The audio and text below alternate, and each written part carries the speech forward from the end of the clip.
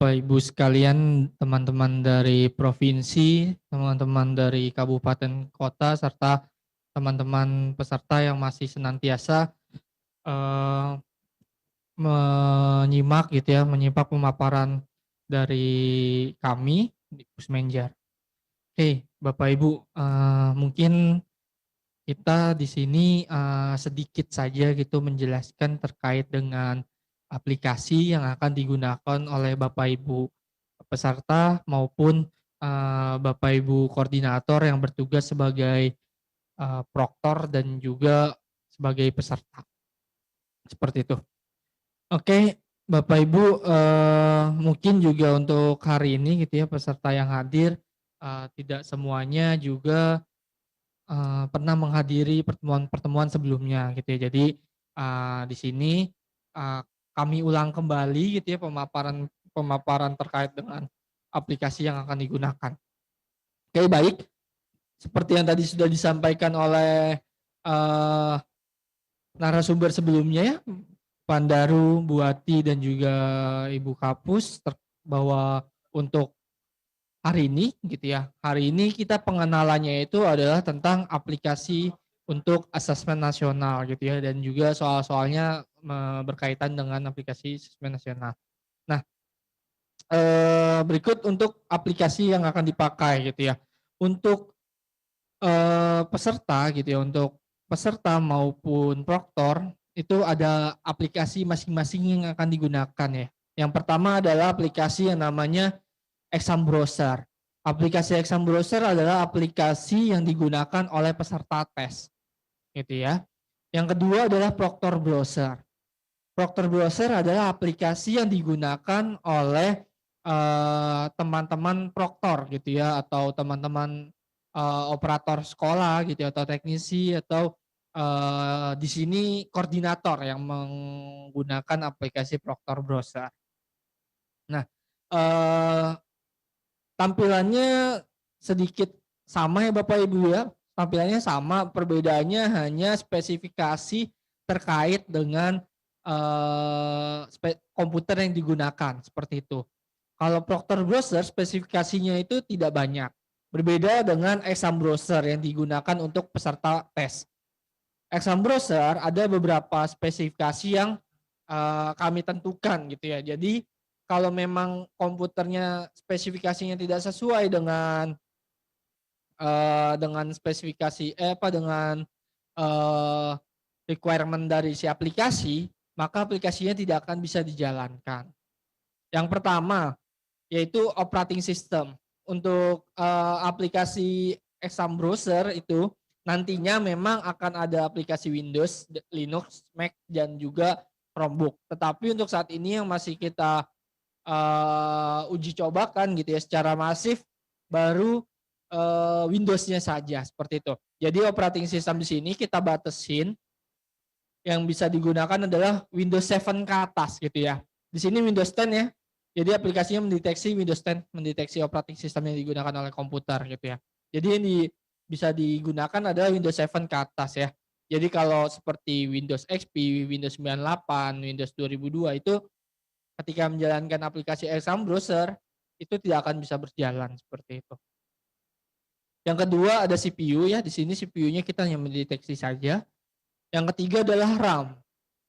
RAM di sini kita batasin adalah minimal 1 giga. Gitu ya. Jadi kalau Bapak Ibu komputernya di bawah 1 giga RAM-nya gitu ya. Biasanya komputer-komputer lama gitu ya masih pakai RAM-nya di bawah 1 giga. Itu aplikasi ini tidak akan bisa dijalankan seperti itu. Gitu ya. Jadi aplikasi ini bisa berjalan di atas 1 giga ke atas. Gitu.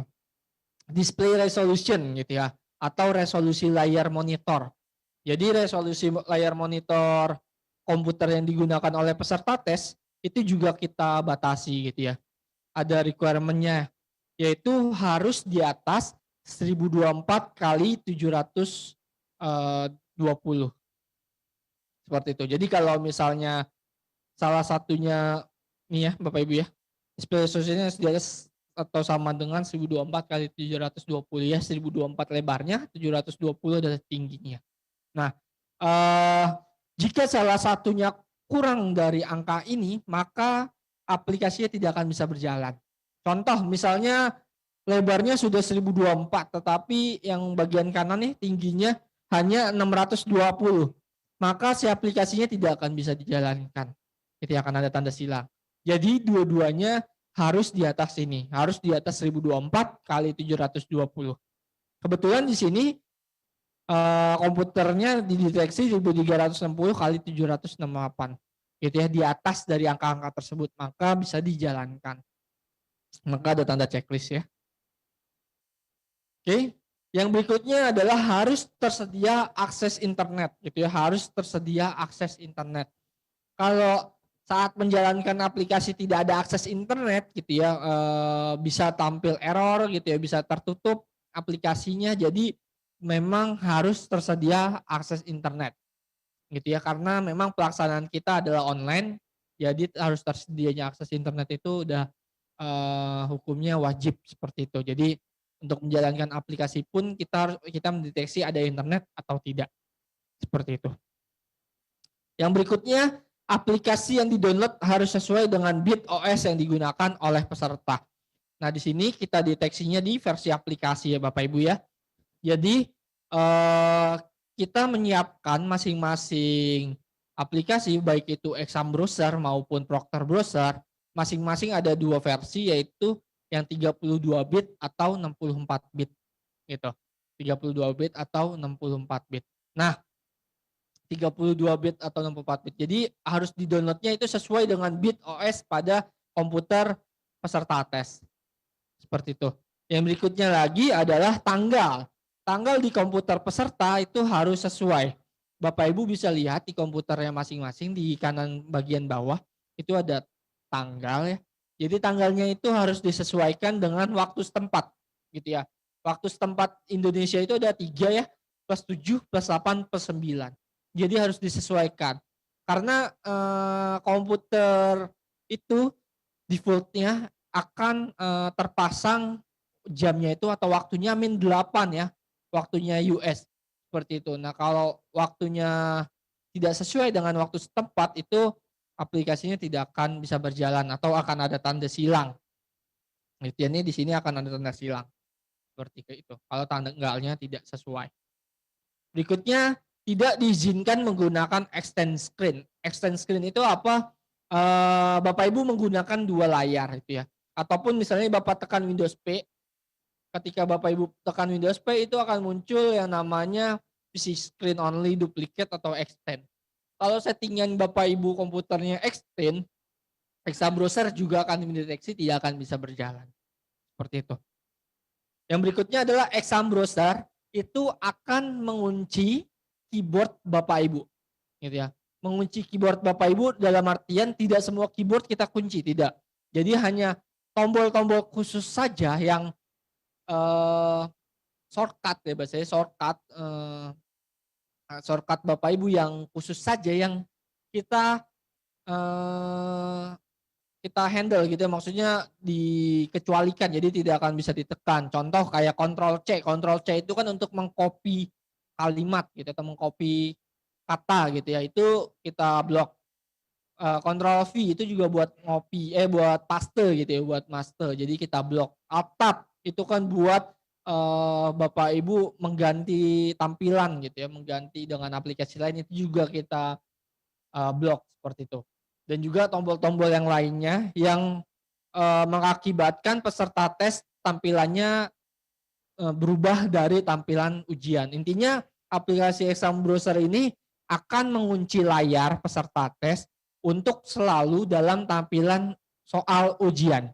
Seperti itu, soal tes. Gitu.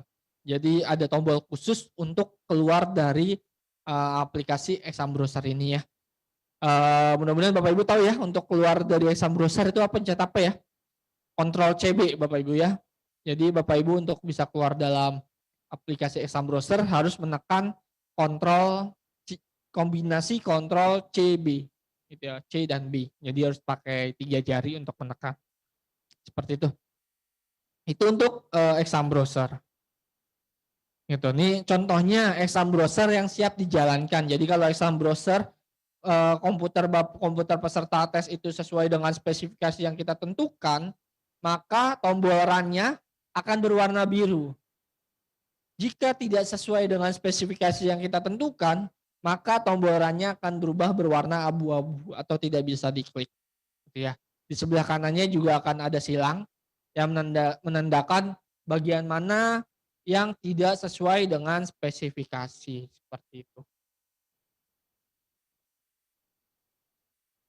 Oke, berikutnya adalah terkait dengan persiapan tempat pelaksanaan, gitu ya. Persiapan tempat pelaksanaan.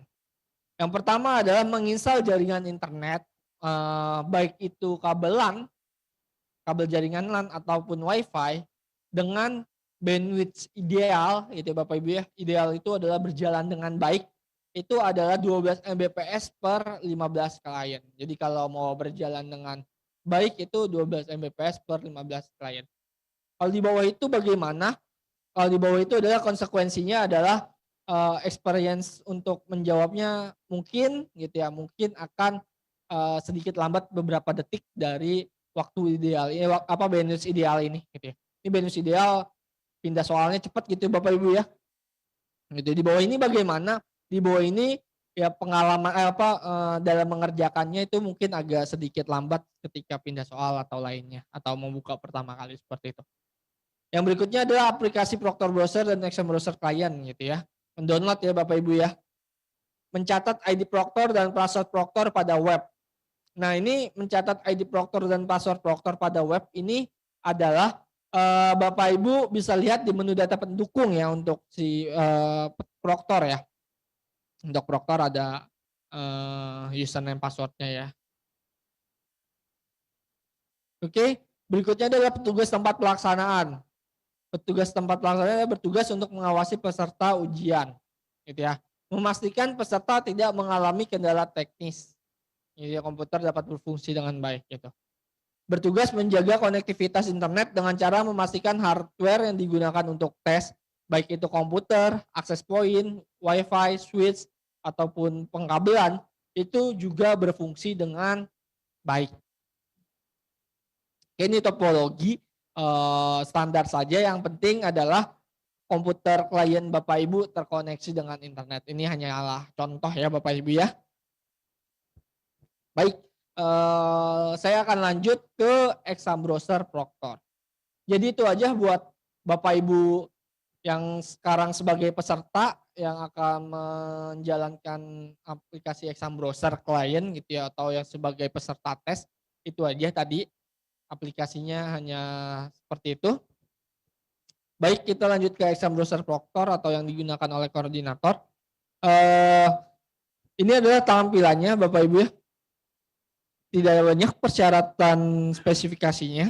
Jadi ketika Bapak Ibu klik run, maka akan tampil layar penuh, yaitu tampilan CBT Sync login.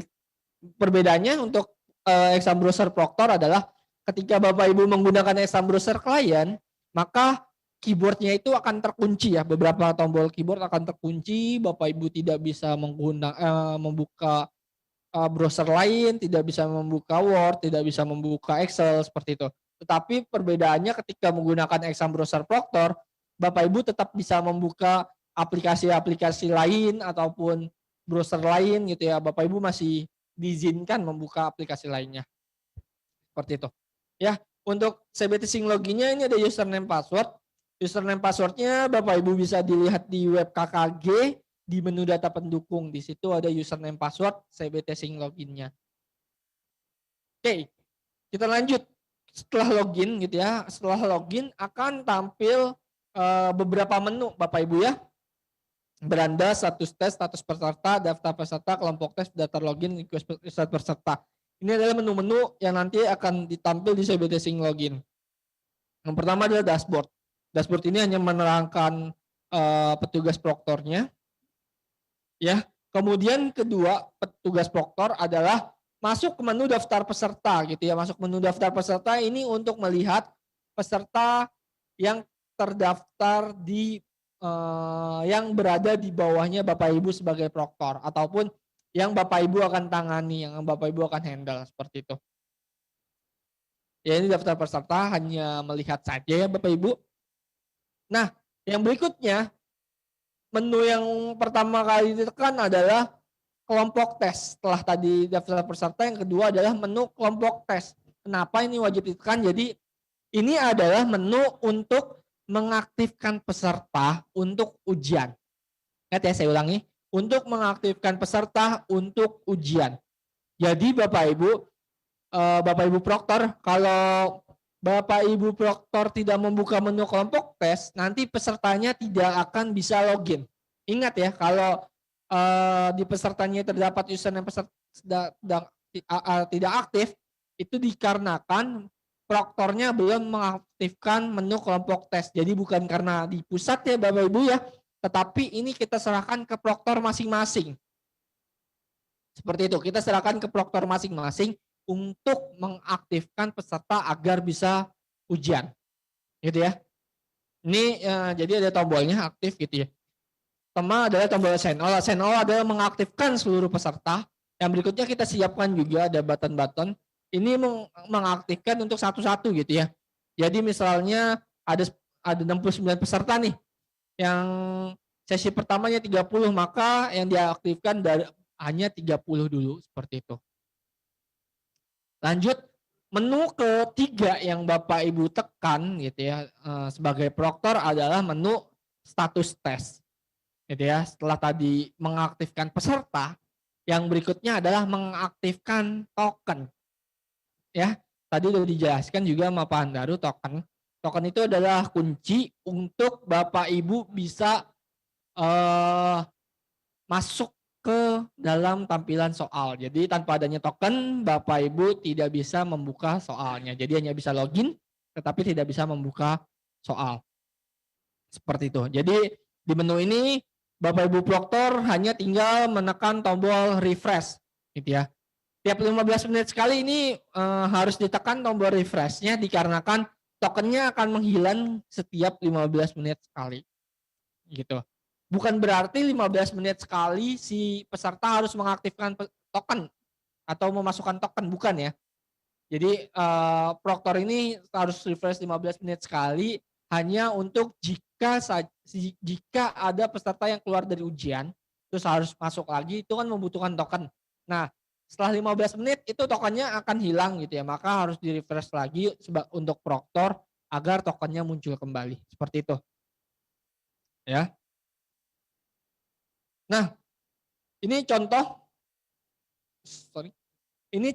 tampilan token pada peserta tes ya. Jadi peserta tes itu tokennya ada di sebelah kiri atas. Dari sebelah kiri atas dimasukkan ke bawah ya. Kanan bawah ya, token bawah. Dimasukkan ke situ. Baru bisa memulai ujian. Kalau tidak dimasukkan, tidak akan bisa melanjutkan membuka soal. Seperti itu. Ya. Kalau misalnya proktornya belum melakukan refresh, maka token di sini tidak muncul atau kosong gitu ya. Itu artinya apa? Itu artinya proktornya tidak melakukan rilis. Itu artinya tokennya tidak melakukan rilis token. Baik, yang berikutnya adalah menu status peserta, gitu ya. Menu status peserta tadi adalah beberapa gitu ya. Di sini kan status tes dan kelompok tes ini dilakukan dari sebelum pelaksanaan ujian belum berlangsung gitu. Jadi 10 menit sebelum berlangsungnya ujian, proktor harus melakukan dua hal ini. Berikutnya setelah ujian berjalan, maka peserta akan tampil di menu status peserta. Nah, peserta yang muncul di menu status peserta itu adalah peserta yang sudah masuk ke dalam tampilan soal. Seluruh peserta yang sudah membuka soal maka akan tampil di halaman ini, gitu ya. Di sini ada sisa waktu, ada status. Sisa waktu itu adalah dalam satuan detik, gitu ya. Sisa waktu itu dalam satuan detik. Sedangkan status ini adalah statusnya peserta. Statusnya ada dua di sini, sedang dikerjakan ataupun selesai, seperti itu. Gitu ya. Ingat ya, sisa waktu itu dalam satuan detik. Sisa waktu ini sifatnya tidak real time Bapak Ibu ya. Jadi kalau Bapak Ibu menekan menu status peserta ini didiamkan, itu tidak real time, tidak waktunya berkurang sendiri gitu, tidak ya. Jadi harus di-refresh baru waktunya menyesuaikan dengan waktu yang di peserta, seperti itu. Jadi tidak real time. Baik, berikutnya adalah daftar login peserta, gitu ya. Daftar login peserta adalah peserta yang sedang login, gitu ya. Berbeda dengan status peserta. Status peserta adalah seluruh peserta yang sudah masuk ke soal, sudah membuka soal. Sedangkan daftar login peserta adalah peserta yang sedang login. Jadi kalau misalnya pesertanya sedang tidak login, itu tidak akan tampil di sini. Gitu. Jadi yang tampil di sini adalah peserta yang sedang login. Gitu. Peserta yang sedang login atau nyangkut loginnya. Gitu ya. Perbedaannya itu. Yang berikutnya adalah request reset peserta. Nah, ini adalah menu yang Bapak Ibu Proktor wajib pantau. Gitu ya, wajib pantau. Jadi jika peserta mengalami kendala ketika misalnya komputernya nge-restart atau komputernya mati, itu maka nanti pesertanya tidak akan bisa login lagi. Jadi harus menekan tombol reset peserta, lalu si peserta tersebut request-annya akan masuk ke dalam menu ini. Nah, sebelum proktornya menekan reset, maka pesertanya tidak akan bisa login. Jadi proktornya harus memantau menu ini. Gitu. Oke. Berikutnya itu aja Bapak Ibu menu-menunya di aplikasi Proktor. Berikutnya kita masuk ke troubleshooting. Ingat ya, tidak ada aplikasi yang sempurna. Pasti ada namanya error-error gitu ya. Nah, kita di sini memberikan beberapa troubleshootingnya seperti itu. Jadi jika ada masalah A penanganannya seperti apa, masalah B penanganannya seperti apa, kita masukkan di sini. Yang pertama adalah error set peserta. Ini yang tadi saya sampaikan, jika terdapat peserta yang keluar dari ujian, maka pesertanya akan harus menekan reset peserta gitu ya. Jadi ingat ya Bapak Ibu peserta yang sebagai peserta ketika mengalami gangguan atau tidak bisa login, ketika login lagi harus menekan tombol reset pesertanya. Gitu ya. Nanti ketika menekan tombol reset peserta, requestan ini akan masuk ke proktor dan proktornya wajib melakukan reset loginnya. Seperti itu. Di sini kita tuliskan menunggu 1 menit gitu ya. Menunggu 1 menit ini artinya adalah konotasinya tidak pasti gitu ya. Maksudnya tidak pasti seperti ini. Gitu ya. Jadi 1 menit itu bukan berarti harus menunggu 1 menit real gitu ya. Jadi bisa aja lebih cepat, bisa aja lebih lama, tergantung dari proktornya, gitu ya. Jadi ini setelah peserta reset nanti akan masuk ke proktor. Nah, kalau proktornya langsung eksekusi, maka detik itu juga peserta langsung bisa login kembali. Tetapi kalau misalnya proktornya baru 15 menit kemudian mengeksekusi, ya peserta baru 15 menit kemudian baru bisa login lagi, gitu. Jadi tidak hanya 1 menit. Jadi ini berdasarkan dari proktornya seperti itu. Berikutnya username belum diaktifkan. Saya ingatkan lagi ya. Jadi request reset peserta itu penting untuk Bapak Ibu yang sebagai proktor ya. Ingat ya, teman-teman KKG ini ingin sekali penasaran sekali gitu ya tentang terkait dengan asesmen nasional ini, soal-soalnya seperti apa. Jadi kita mohon bantuan juga ke teman-teman koordinator kabupaten kota untuk membantu bertanggung jawab sebagai proktor untuk mengoperasikan aplikasinya agar teman-teman di daerah bisa untuk bersimulasi seperti itu. Jadi yang berikutnya adalah troubleshootnya adalah username belum diaktifkan. Username belum diaktifkan ini adalah kelompok tesnya belum diaktifkan oleh proktornya. Jadi tadi di sini ada ya. Di sini ada kelompok tes, menu kelompok tes. Nah, kalau ini belum diaktifkan oleh si proktor, belum dicentang gitu ya, atau belum di assign all, maka si peserta akan tampil error username Anda belum diaktifkan. Ini diakibatkan proktornya belum mengizinkan Bapak Ibu untuk bisa untuk bisa ujian seperti itu. Ya. Yang berikutnya adalah tidak dapat login karena sudah menyelesaikan tes. Jadi pelaksanaan tes itu hanya bisa dikerjakan satu kali. Jadi kalau Bapak Ibu sudah selesai menyelesaikan tes, maka Bapak Ibu tidak akan bisa untuk ujian kembali. Seperti itu, ini akan ada tulisannya sudah menyelesaikan tes. Berikutnya adalah terkait logout warna merah gitu ya. Ini untuk peserta. Gitu ya, untuk peserta tidak usah panik gitu ya.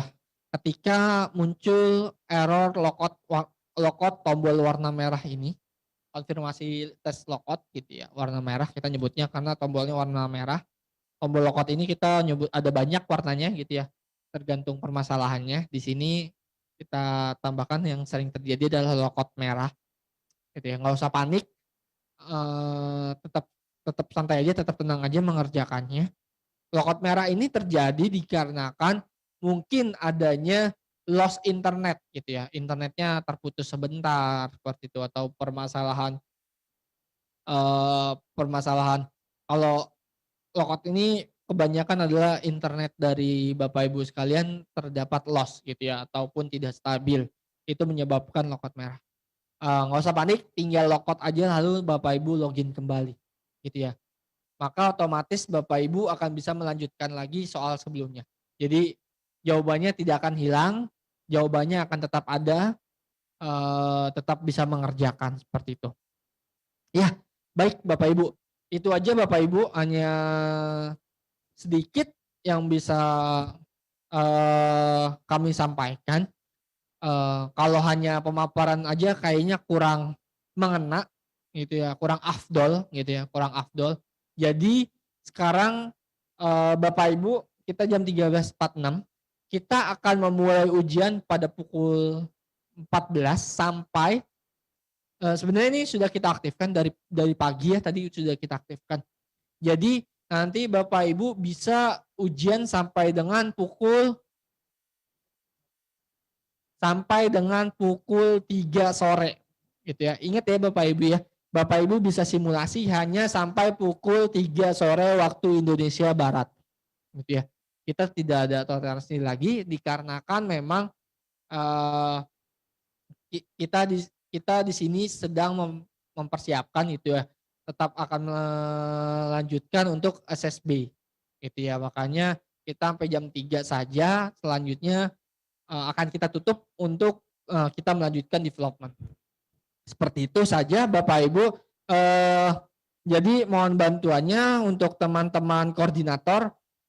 Mudah-mudahan dari kemarin ya, karena kita sudah membuka akses username password ujian dari kemarin, mudah-mudahan sudah dibagikan ke peserta. Kalau belum, masih ada kesempatan 15 menit lagi nih untuk membagikan ke peserta. Mohon bantuannya untuk koordinator ya, untuk membagikan username password ujian kepada peserta gitu ya. Untuk membagikan username password ujian kepada peserta. Username password ujian itu Bapak Ibu koordinator bisa lihat pada menu data pendukung di web KKG. Ingat ya, web KKG bukan web UBKD. Itu jangan sampai salah. Itu silakan Bapak Ibu bagikan. Selanjutnya adalah Bapak Ibu aktifkan aplikasi Proktornya, lalu nyalakan token dan aktifkan pesertanya untuk bisa ujian. Gitu ya. Dan jangan lupa untuk selalu memantau, siapa tahu ada peserta yang request reset. Gitu ya. Jadi itu saja, mohon bantuannya kepada Bapak Ibu Proktor, Bapak Ibu Koordinator untuk memulai ujian ya. Jadi kita sudah buka. Oke, kurang lebihnya mohon maaf Bapak Ibu. Selamat menjalankan simulasi. Semoga simulasinya berjalan lancar. Wabillahi taufiq wal hidayah. Wassalamualaikum warahmatullahi wabarakatuh.